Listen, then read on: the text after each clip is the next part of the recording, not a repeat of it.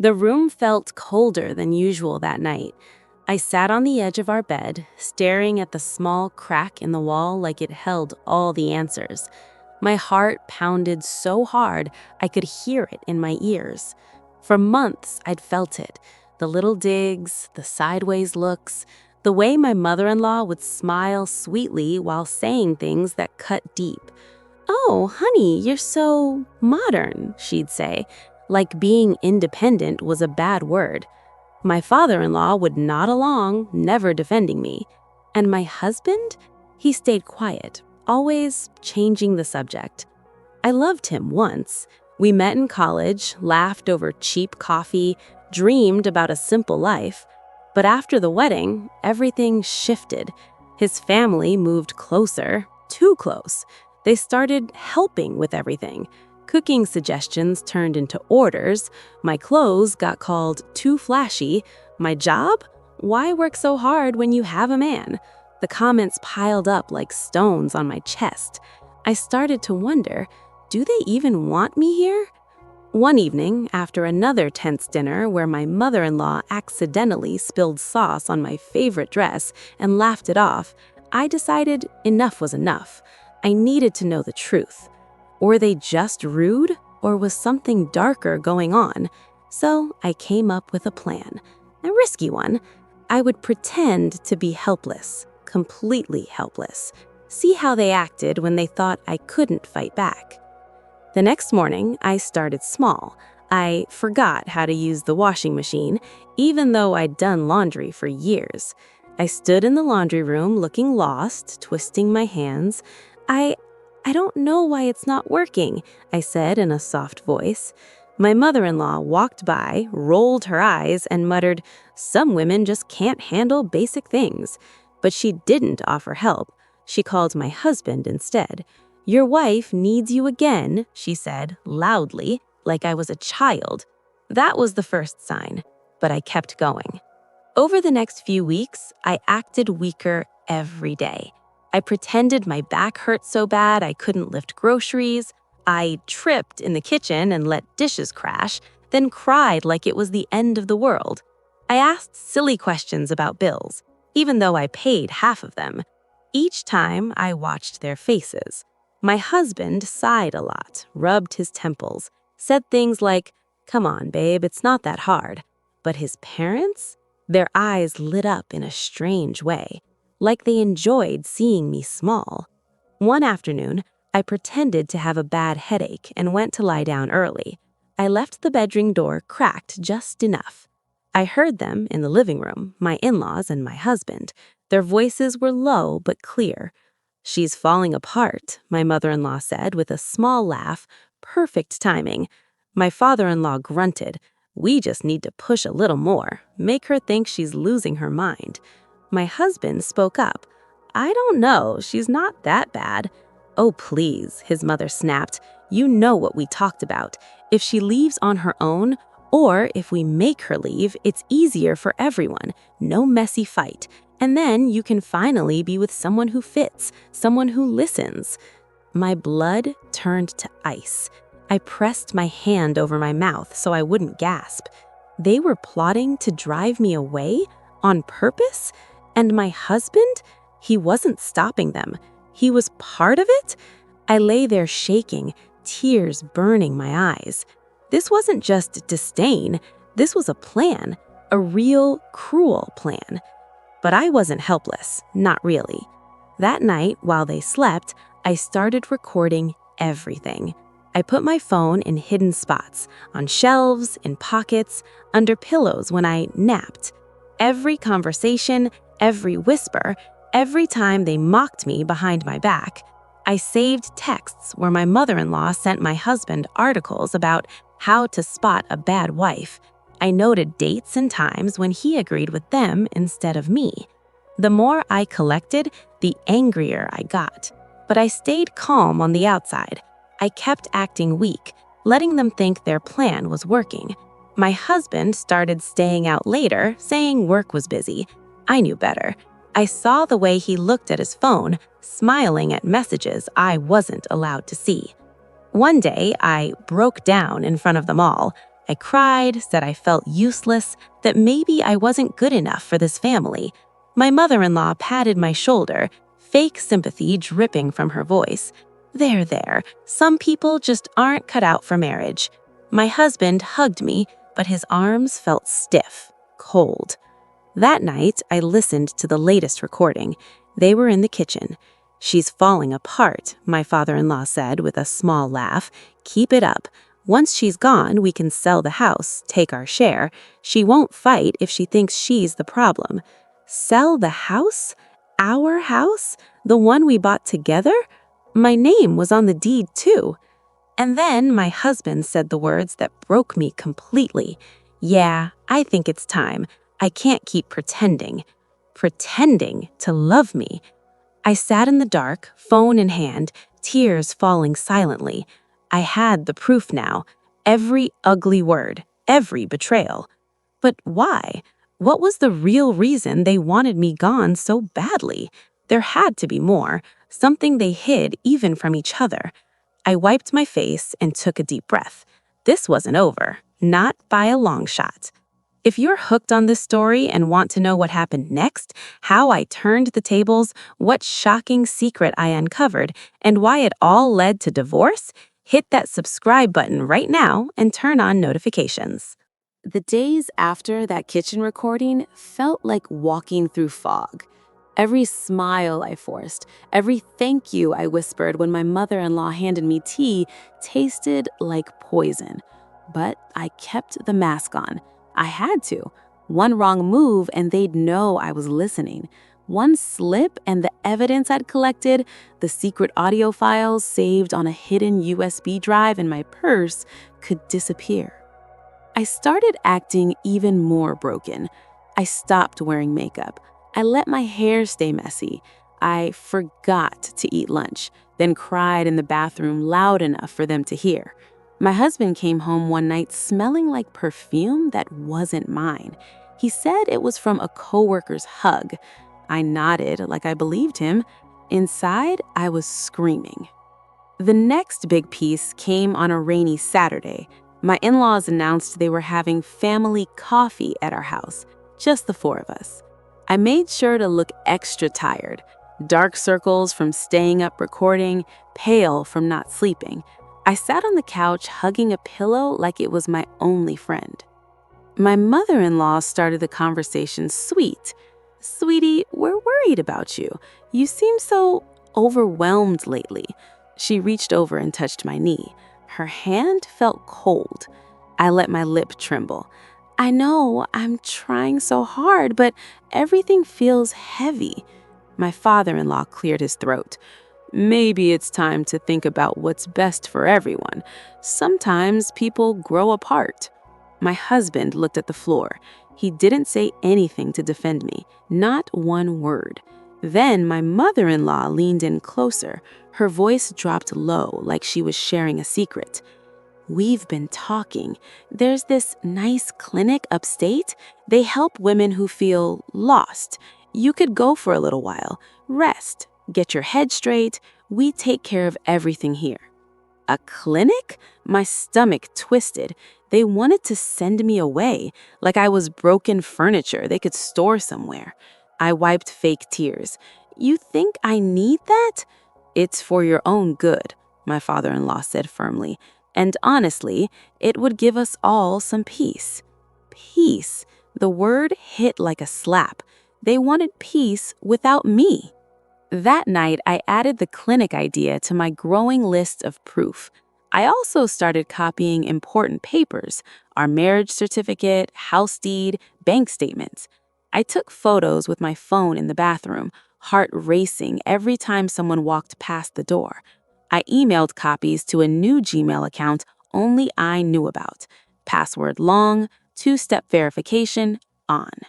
The real bomb dropped 2 weeks later. I came home early from errands. Really, I was just driving around crying and planning. The house was quiet, too quiet. I slipped off my shoes and crept down the hallway, voices from the master bedroom, our bedroom. I pressed my phone against the slightly open door and hit record. My husband's voice first. "Mom, I can't keep doing this. She's falling apart for real now. I feel guilty." His mother laughed, short and sharp. "Guilty? After what she did?" "What she did?" he asked. "You know exactly what. That money she got from her grandma before we got married, the one she hid in that separate account. She thinks we don't know." My breath stopped. My grandma's gift. $25,000 she left me in a trust when she passed. I never touched it. I told my husband it was for emergencies only, our emergencies. I never said it was hidden, but they knew. Somehow they found out. My father-in-law spoke next. "We checked with the lawyer friend. If she leaves first or gets committed, that money stays with the family. The house too. Community property rules don't apply if she's declared unstable." My husband was quiet for a long second. Then he said, "So the clinic, it's not just to help her, it's to make her look crazy so we can take everything." "Exactly," his mother said proudly. "She'll sign whatever we put in front of her once she's medicated and scared. Then you divorce her quietly, we split the assets, you start fresh. Maybe with that nice girl from church who actually respects elders." The nice girl from church. I knew who she was, the one who always smiled too big when my husband was around. I backed away slowly, legs shaking. I made it to the guest bathroom before I threw up, quietly so they wouldn't hear. That recording was the last piece I needed, but the pain, the betrayal, was bigger than any evidence. My husband hadn't just stopped loving me, he'd chosen money and his parents over me, over us, over the life we promised each other. I spent the next 3 days numb. I kept acting weak during the day. At night, I planned. I contacted a divorce lawyer in secret, met her at a coffee shop far from home, showed her the recordings, the documents, the texts. She listened without blinking. "You have a strong case: emotional abuse, conspiracy to defraud, possible fraud on marital assets. We can go for full custody with kids later, but right now, we protect what's yours." No kids yet, thank God. I filed the papers quietly, restraining order too, just in case. The day the sheriff served them at our house, I wasn't even there. I'd already moved my important things to a storage unit and was staying with a trusted friend. My phone blew up. Texts from my husband. "What is this? Divorce? You're serious?" Then from his mother. "You ungrateful girl, after everything we did for you." I didn't answer. I didn't need to. Court started fast. They tried to paint me as unstable, sent fake doctor notes, claimed I was the one hiding money. But my lawyer was good. She played the recordings in the judge's chambers, one by one. The clinic plan, the talk about declaring me unfit, the part about my grandma's money. The judge's face changed. Hard. My in-laws looked smaller in that courtroom. My husband wouldn't meet my eyes. We settled out of full trial. I kept my grandma's money, half the house value, alimony for 6 months while I got back on my feet. They got nothing extra. No clinic, no fresh start with church girl. The day it was final, I walked out of the courthouse alone, sun on my face. For the first time in years, I breathed easy. But the real reason, the because that started it all, it wasn't just money. It was control. My mother-in-law once told a neighbor, who later told me, that she'd always wanted her son to marry someone malleable, someone who wouldn't talk back, someone who'd let them run the house, the money, the life. When I kept my own bank account, kept my job, kept my opinions, I became the enemy. They didn't hate me because I was modern. They hated me because I refused to disappear. And my husband, he went along because it was easier than standing up to them. I learned the hardest truth. Love without a backbone is just convenience. Now I live alone in a small apartment. I work, I laugh, I wear bright clothes again, and every night before bed, I thank that cracked wall in our old bedroom for giving me the courage to pretend just long enough to see the truth. The apartment smelled like fresh paint and possibility. Small, one bedroom, tiny kitchen, balcony barely big enough for a chair and a plant. But it was mine. No one's voice in the hallway telling me the curtains were too bright. No one sighing when I played music after 9 p.m. For the first weeks, I just sat on the floor sometimes, staring at the empty walls, letting the quiet sink in. It wasn't lonely. It was peaceful, the kind of peace you fight for. I started small. New job at a local bookstore, nothing fancy, but I loved the smell of pages and the way customers smiled when they found the exact book they wanted. I wore lipstick again, red, the color my mother-in-law once called attention-seeking. Now it felt like armor. Nights were harder. Memories crept in like shadows. The way my husband used to kiss my forehead before bed. The dreams we talked about. Maybe a baby someday. A little house with a yard. All gone. I cried a lot at first.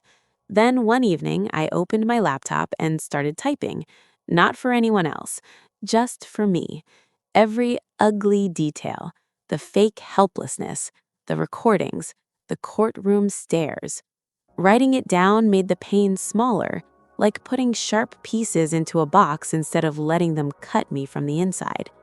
I didn't plan to share it, but one rainy afternoon, scrolling through my phone, I found an old video channel I used to watch. Real stories from real women. Divorce, betrayal, healing. Something clicked. If they could tell their truth, maybe I could too. I bought a cheap ring light, set my phone on a stack of books, and hit record. The first video was shaky. My voice cracked. I didn't show my face, just my hands holding a cup of tea, the window behind me blurred with rain.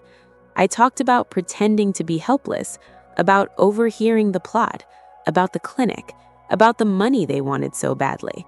I ended with a line that still hurt. I thought love meant staying. Turns out, sometimes it means walking away. I uploaded it late at night, heart hammering. Title: I pretended to be helpless to test my in-laws. What they did next destroyed everything. No fancy edits, just raw truth. The next morning, I had 47 views, mostly bots, I thought. By evening, 312. Comments started trickling in. You're not alone. My MIL tried the same "you're crazy" game. Thank you for saying it out loud. A week later, the video hit 8,000 views, then 30,000.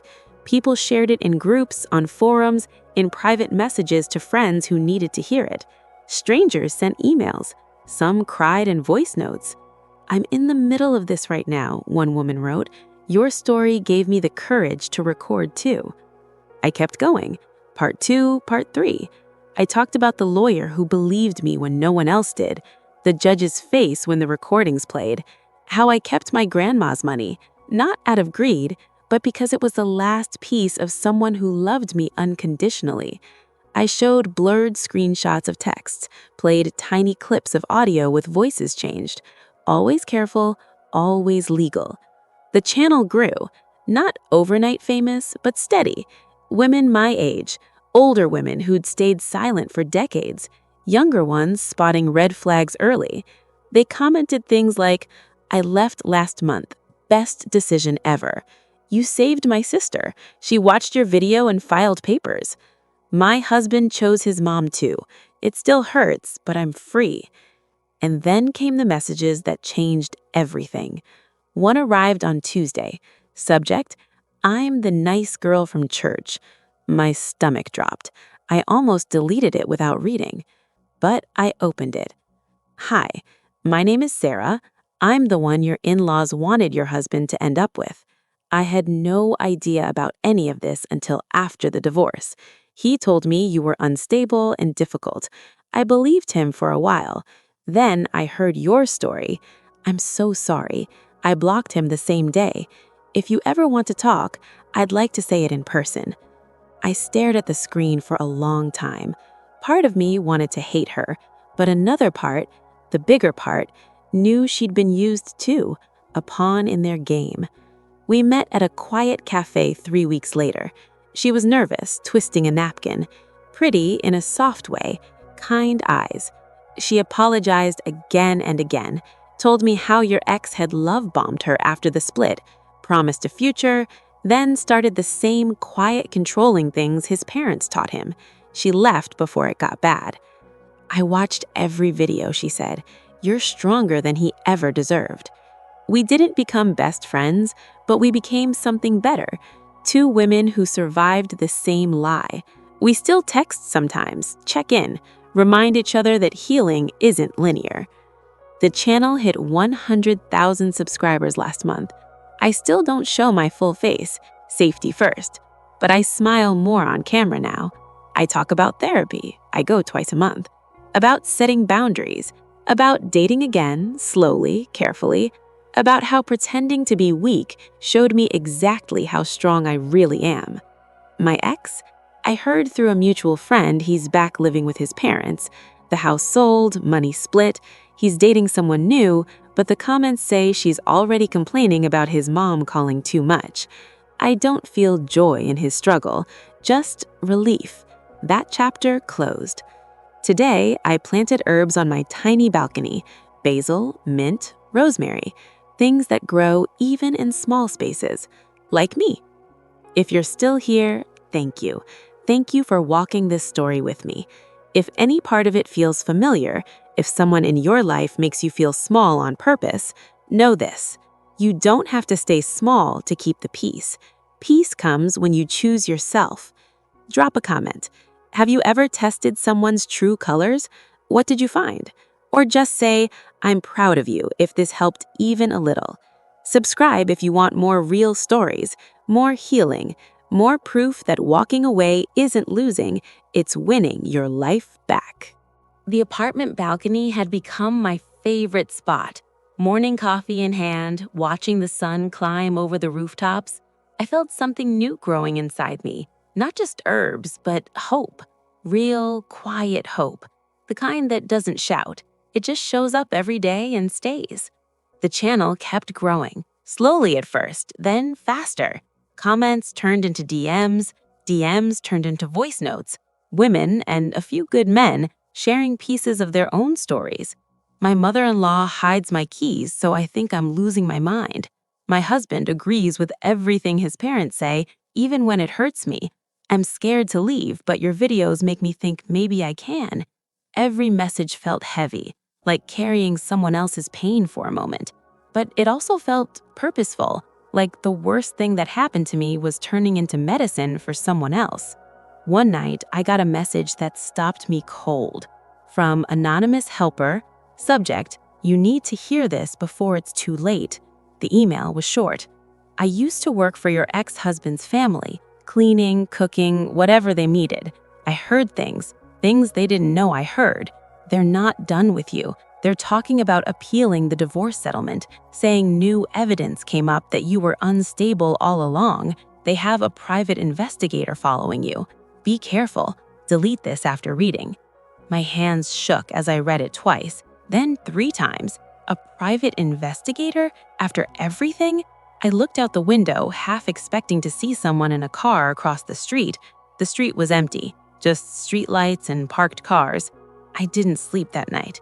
Instead, I started checking. I changed all my passwords again, made my social media private, started varying my routes to the bookstore. I even asked my boss if I could park in the back lot for a while. He didn't ask why, just said yes. A week later, another email, same anonymous address. They met with a lawyer yesterday. The plan is to claim you manipulated the recordings, say you edited them. They're looking for old friends or coworkers who might say you were dramatic or attention-seeking. They want the judge to reopen the case and give them more of the house money. Your ex is desperate. He lost his job last month, blames you. I sat on the floor with my laptop, rereading. Anger bubbled up. Not the hot, explosive kind, but the cold, focused kind. They weren't just bitter, they were still trying to take pieces of me. I called my lawyer the next morning. She listened quietly while I read the emails out loud. Smart move keeping them, she said. Forward everything to me. Don't reply to the sender. don't delete anything, and thank whoever this person is, they just gave us ammunition. She explained the next steps: motion to enforce the existing settlement, possible protective order if harassment continued, and a cease and desist letter to my ex and his parents, warning them about defamation and frivolous litigation. But the real power, she said, is you staying calm. Don't engage. Don't post anything emotional. Keep building your life. That's what hurts them most, seeing you thrive without them. So that's what I did.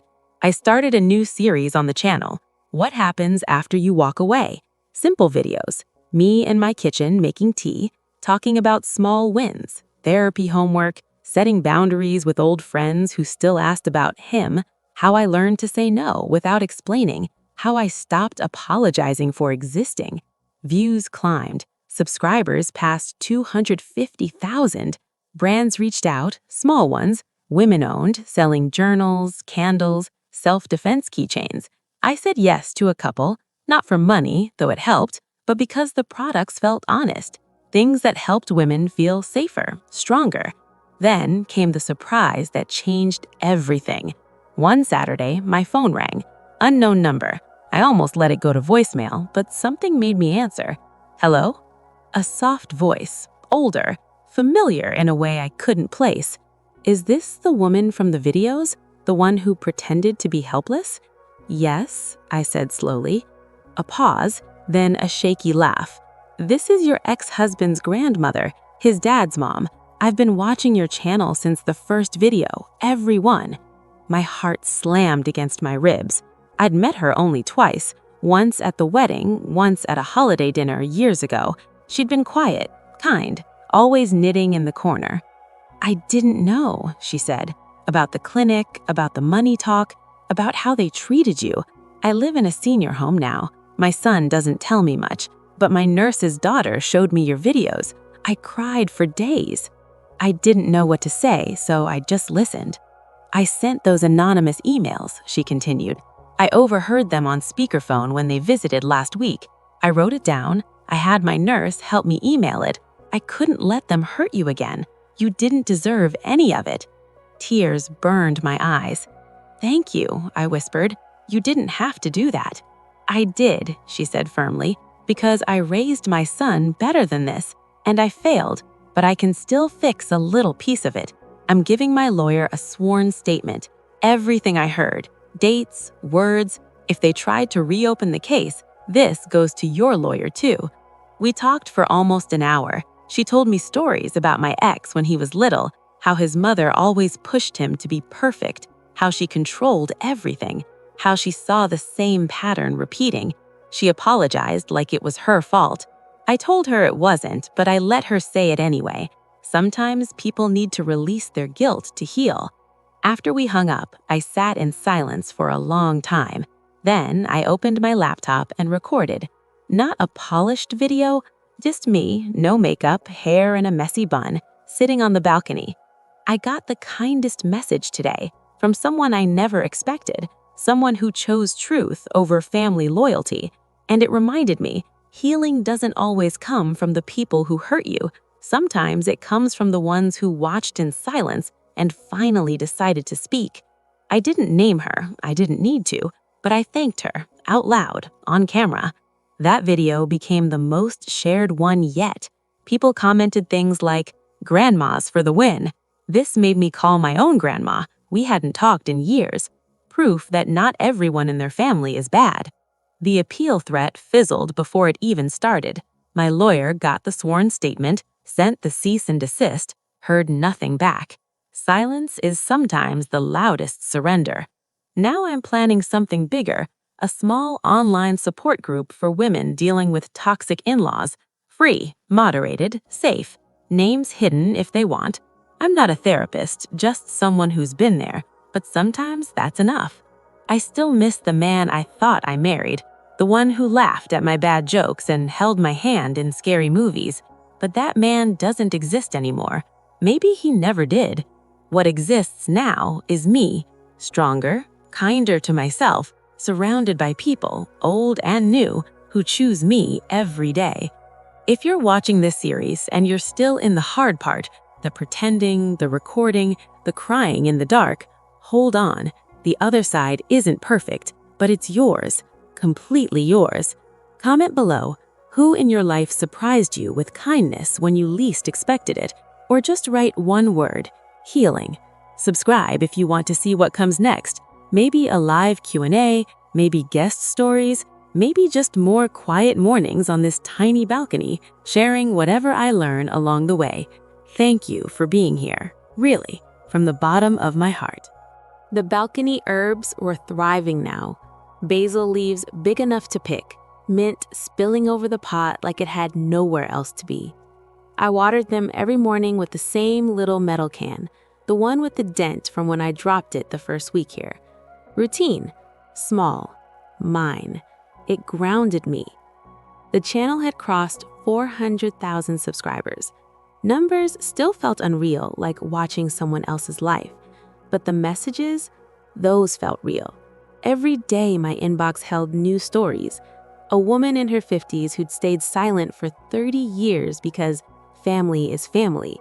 A 20-something who recognized the same "you're too sensitive" gaslighting her boyfriend's mom used. A man, yes, a man, whose wife and her parents slowly pushed him out of decisions until he felt invisible. I read them all, answered when I could. Sometimes just sent back, "You're not crazy. You're not alone." I decided it was time for something different. Not another solo video. A live session. First one ever. I announced it a week ahead. Ask me anything.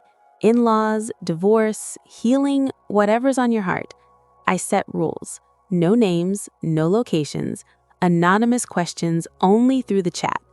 Moderators, 2 trusted women from the early supporters who'd volunteered, would filter anything mean or triggering. The night of the live, my hands shook holding the phone. I wore a simple green sweater, hair loose, balcony lights soft behind me. Over 3,000 people joined in the first 10 minutes. Heart emoji flooded the screen. Comments like, "We love you," and "You saved me," scrolled fast. I took a breath. Okay, let's do this. First question. One popped up. How do you stop feeling guilty for leaving when kids aren't even involved yet? I leaned closer to the camera. Guilt is the last chain they put on you. Even when there are no kids, society whispers that a good wife stays, fixes things, endures. But staying in a place where you're secretly plotted against, that's not love. That's survival mode. You left to live. The guilt fades when you start living. Another. My MIL says I'm brainwashing her son against her. How do I respond? I smiled a little. You don't have to respond. Silence is powerful. Or try this. I'm not brainwashing anyone. I'm just refusing to be erased, then walk away. Don't explain. They want the argument. Starve it. Questions kept coming, fast, honest. Did you ever think about forgiving them? Forgiveness isn't forgetting. It's freedom for me. I forgave so I could stop carrying their poison.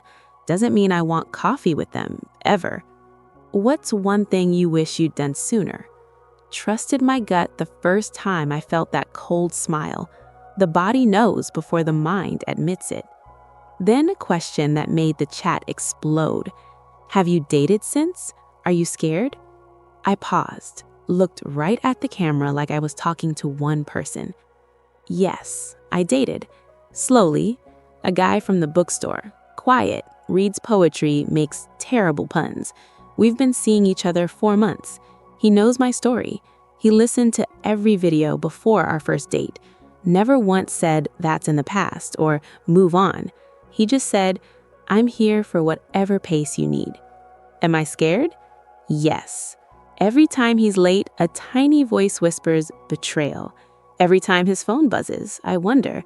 But I tell him, out loud, and he answers, with words, with actions, with patience. Healing isn't never feeling scared again. It's feeling scared and choosing to stay open anyway. The chat went wild. Hearts, tears emojis. This is what healthy looks like. Goals. Near the end, a super chat donation came through with a message. From Quiet Grandma. I watch every live, every video. You gave me courage to speak to my lawyer too. My son and his wife are cut off from my will until they get real help. Thank you for showing me it's never too late. My throat tightened. I knew who it was. His grandmother, the one who'd risked everything to warn me. I wiped my eyes. To quiet grandma and to every quiet person watching who finally spoke up, thank you. You didn't just save me, you're saving others right now. The live ended after 2 hours. Over 12,000 watched live. Replays climbed fast. I sat in the dark afterward, phone off, just breathing. A week later, a package arrived, no return address. Inside, a handmade quilt, soft blues and greens, a note tucked in the folds. Made this for the woman who taught me strength has many colors. Keep growing. A grandmother who's finally proud of herself too. I cried. Good tears. The kind that wash things clean. Life isn't perfect now. Some days the old hurt sneaks back. I still check locks twice, still pause when someone raises their voice. But I also laugh louder, cook meals just for me, dance in the kitchen when no one's watching. I plant more herbs, rosemary for remembrance, lavender for calm, thyme for courage. The channel isn't about revenge anymore. It never really was. It's about truth, about choosing yourself when everyone else chose convenience. To anyone still in the storm, you don't have to pretend to be helpless to see who people really are. Sometimes just being yourself, fully, loudly, and unapologetically, is the biggest test they'll ever fail. If this series has been a light for you, share it with one person who needs it. Comment one word that describes where you are right now. Surviving, healing, thriving, rising. Subscribe if you want to keep walking this path together. Next videos might be lighter. Maybe cooking together. Maybe book recommendations that helped me. Maybe stories from you. Yes, you. Thank you for staying, for believing me, for believing in yourself. The balcony felt different that summer evening. The sun dipped low, painting everything gold, and for the first time in a long while, I didn't feel the weight of old memories pressing down. The herbs had grown wild, basil brushing against lavender, mint tangling with thyme like they decided to make their own little family. I sat with my knees pulled up, phone in hand, reading the latest flood of messages. One stood out. From a woman named Priya. I'm in Pakistan. My in-laws live next door. They do the same slow poison, small comments, accidental spills, telling my husband I'm too Western. I started recording like you did. Last night I heard them planning to get me declared mentally unfit so they can control my dowry money. I'm terrified, but your videos, they make me feel like I can breathe. My chest tightened. I stared at the screen a long time. Then I typed back. You're not crazy. Keep safe. Keep recording. Find one person you trust, a friend, a cousin, a lawyer. Message me anytime. I'm here. That message opened something bigger. Women from different countries started sharing more openly. India, Bangladesh, UAE, even a few from the US and UK with similar cultural pressures. The comment section turned into a quiet support circle.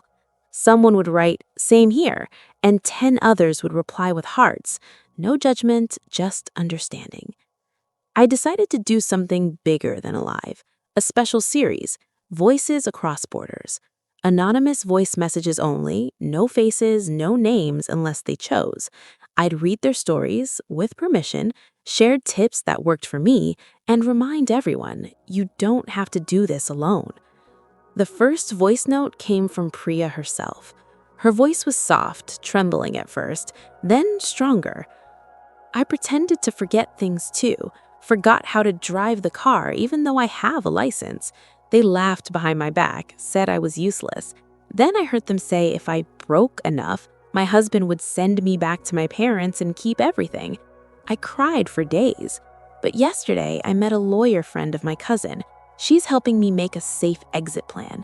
I'm scared, but I'm moving. Thank you for showing me it's possible. I played that clip in the next video. No edits, just her voice and mine saying, Priya, you're brave. Every step counts." The response was overwhelming. Over 600 voice notes in the first week. I couldn't read them all on camera, but I grouped them. Themes emerged. The helpless test trick, women in different languages describing how they faked weakness to see true colors. The unstable label, how in-laws and husbands use mental health as a weapon to control money, property, custody fears, even without kids yet. The quiet saviors, grandmothers, aunts, neighbors who stepped in when no one expected. One story hit especially hard.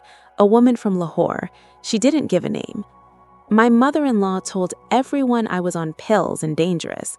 My husband believed her. They tried to take my jewelry, said it was family heirloom. I recorded them arguing over who gets what after I'm sent away. Then my younger sister found your channel. She made me watch. I left with only a small bag, stayed with her for a month. Now I have a job teaching kids English. I wear my own jewelry again. I smile in mirrors." I cried while editing that one. Not sad tears, proud ones. Angry ones, too, for all the years these women carried alone. The series grew the channel past 700,000. Brands noticed, ones that support women's safety, financial independence, legal aid hotlines. I partnered with a couple. In videos, I shared links, free legal advice lines in different countries, domestic abuse resources, even apps for discreet recording and cloud backups.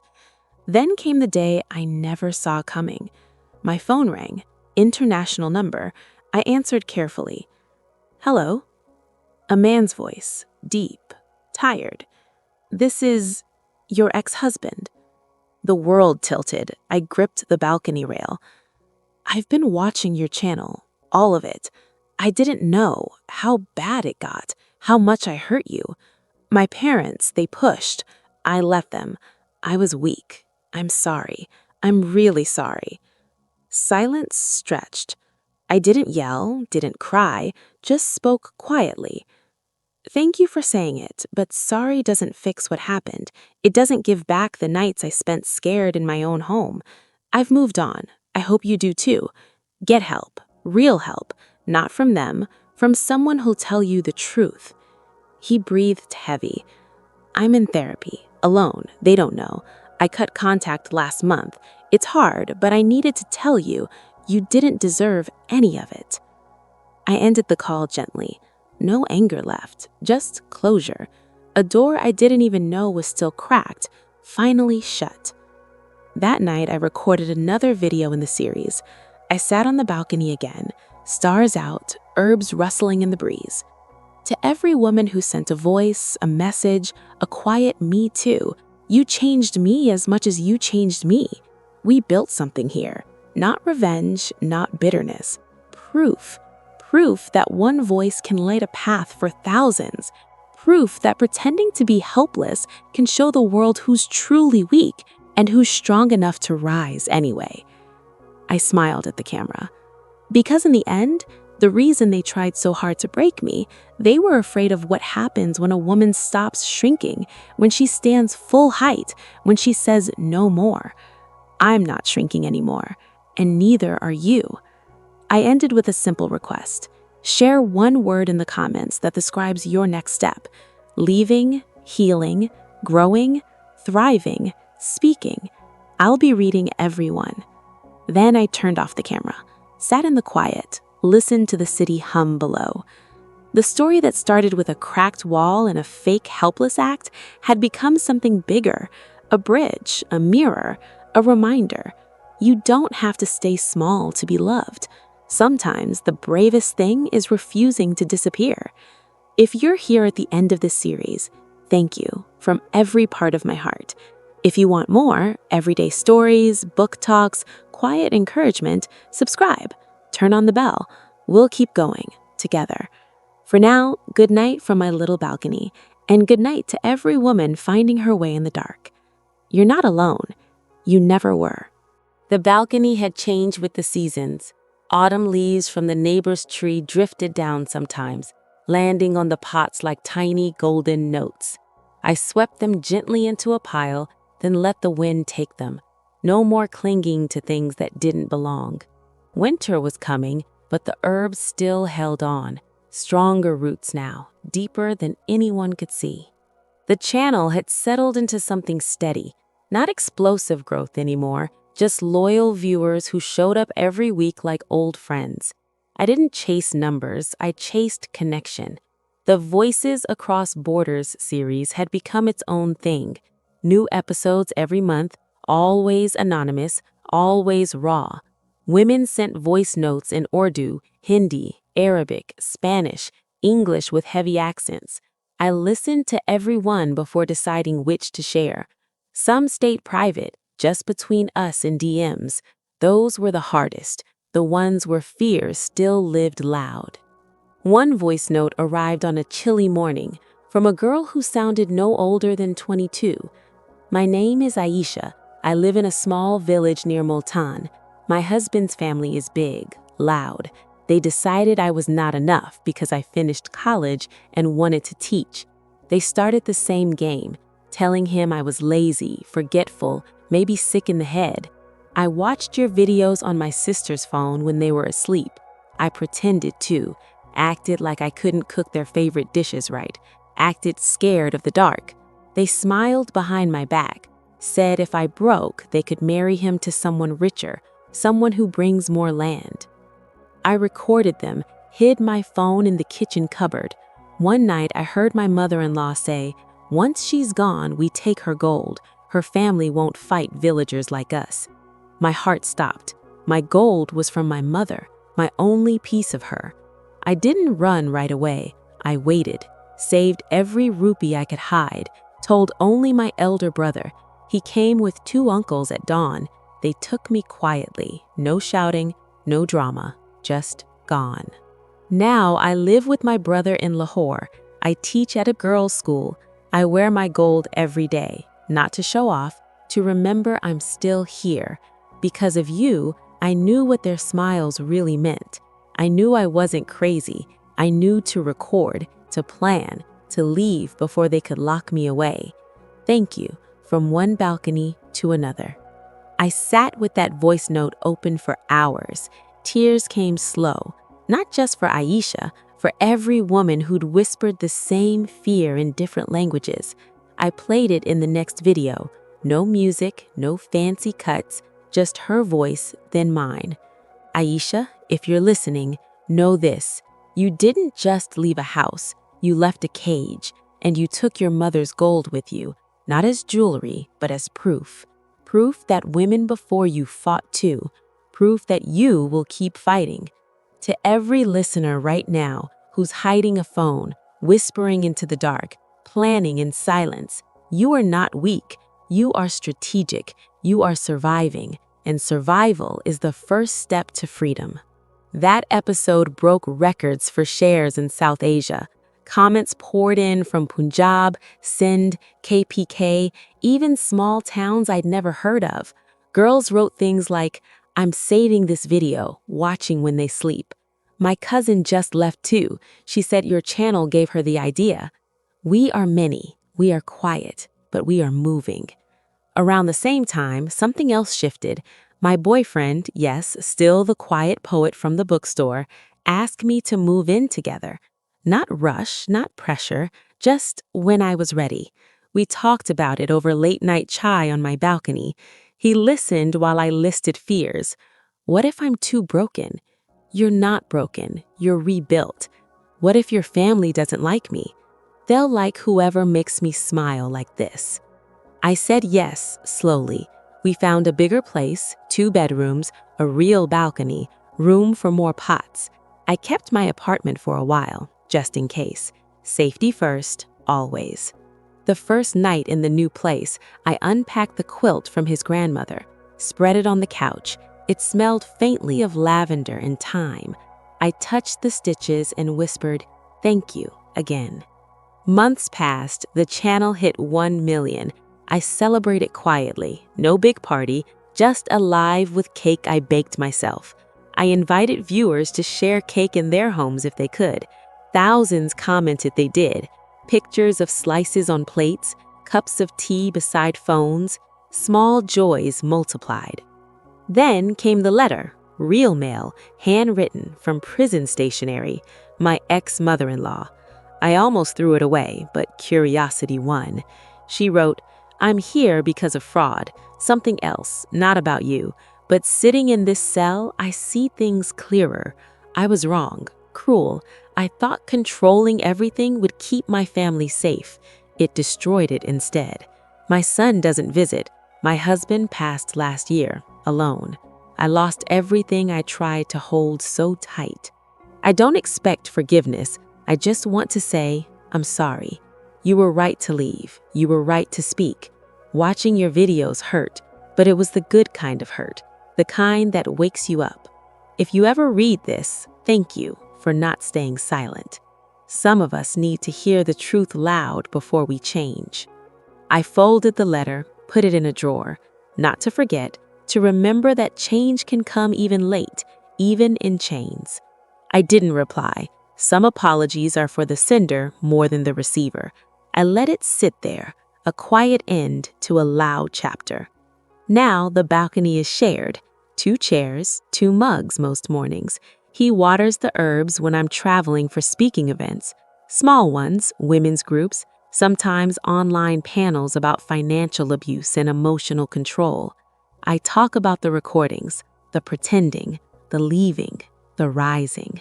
And every time someone in the audience comes up afterwards, eyes shining. I started recording last week. I left yesterday. I'm planning for next month. I hug them, whisper the same thing every time. You're not helpless. You never were. Because that's the real twist. They thought breaking me would keep their world perfect. Instead, it set thousands free. If you're still here through every part, every tear, every small win, thank you. This isn't the end of the story. Stories like this don't end. They keep growing, like herbs on a balcony, like courage in quiet hearts. Comment one thing you're proud of this week, big or small. I'll read them all. Subscribe if you want to keep hearing these voices. Mine, yours, hers. We're not done rising, not even close. From our balcony to yours. The balcony was quiet that winter night. Snowflakes, rare for the city, drifted past the railing like slow, soft promises. I wrapped the quilt tighter around my shoulders, the one his grandmother had stitched with hands that once held secrets and now held apologies. The herbs had gone dormant under a thin blanket of frost, but I knew spring would wake them again. Roots don't forget how to grow. The channel had reached a place I never imagined, not millions chasing drama, but hundreds of thousands choosing truth over silence. Women and men who once felt invisible now left comments like breadcrumbs for the next person lost in the same dark. I left today. I'm recording tonight.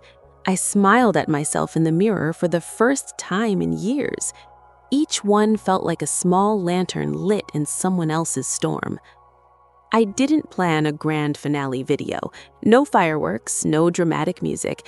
Just me, sitting here like I always did, phone propped on the same stack of books, fairy lights glowing behind me. I hit record when the clock turned midnight. New year, new quiet. "Hi," I said softly. "If you're here, thank you for staying through every part, from the cracked wall in that old bedroom to this balcony under snow. We've walked a long road together." I paused, watching my breath curl in the cold air. This story started with a test. I pretended to be helpless to see who would catch me when I fell and who would push. What I found broke my heart, but it also rebuilt it, piece by piece, recording by recording, voice note by voice note. Because the real twist wasn't their plot. It wasn't the money, the clinic, the gold, the control. The real twist was me. I thought they were trying to destroy me.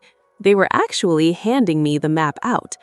Every time they smiled while I forgot how to do laundry, every time they whispered about sending me away, every time my husband chose silence over standing beside me, they showed me exactly what love should never look like. And in showing me that, they freed me to find what love actually is. Love is the friend who answers at 3 a.m. when you whisper, "I'm scared." Love is the stranger who sends a voice note from halfway across the world saying, "Me too." Love is the grandmother who risks her own family to protect someone else's daughter. Love is the partner who listens to your whole ugly story and still chooses to water the herbs when you're too tired. Love is never asking you to shrink so others feel tall. I'm not the same woman who sat crying in that guest bathroom, phone pressed to the door. I'm not helpless. I never was, and neither are you. If you're watching this right now, maybe hiding in a bathroom, maybe under covers, maybe on your own balcony, you are already stronger than they want you to believe. The fact that you searched for stories like this, the fact that you're still here, means the spark inside you hasn't gone out. Keep it safe. Keep it growing, one small, brave choice at a time. To Priya, to Aisha, to every voice that trusted me with their truth, you didn't just survive. You lit the way for thousands. I'm proud of you, endlessly. To my ex-husband, wherever you are, I hope therapy is teaching you what your parents never could. I hope you learn to stand alone before you stand with anyone else. I don't hate you anymore. I just don't have space for you in this new life. To his mother, in that cell or out of it, I read your letter. I kept it, not because I forgive easily, but because even broken people can wake up. If you're reading this somehow, choose differently next time, for someone, for yourself. And to you, the person watching this video right now, tears on your cheeks or fire in your chest, you are enough. Exactly as you are, loud, quiet, messy, healing, thriving. You don't need permission to take up space. You don't need to pretend anymore. This isn't goodbye. It's see you later. I'll keep showing up here, sharing quiet mornings, silly herb fails, book recommendations that saved my sanity, stories from all of you. But the heavy chapters, the pretending, the plotting, the leaving, those are closed. Beautifully, painfully, permanently closed. So take a deep breath with me. Feel the air fill your lungs. Feel your feet on the ground. Feel your heart still beating, strong, stubborn, alive. You made it this far. You'll make it farther. I love you for that. From my snowy balcony to wherever you are tonight, thank you for everything. Good night and good morning to whatever beautiful thing comes next. If this series touched you, leave one emoji in the comments that feels like your heart right now. I'll be reading them with tea in hand. Subscribe if you want to keep growing together. No more tests, just truth, just us. See you soon.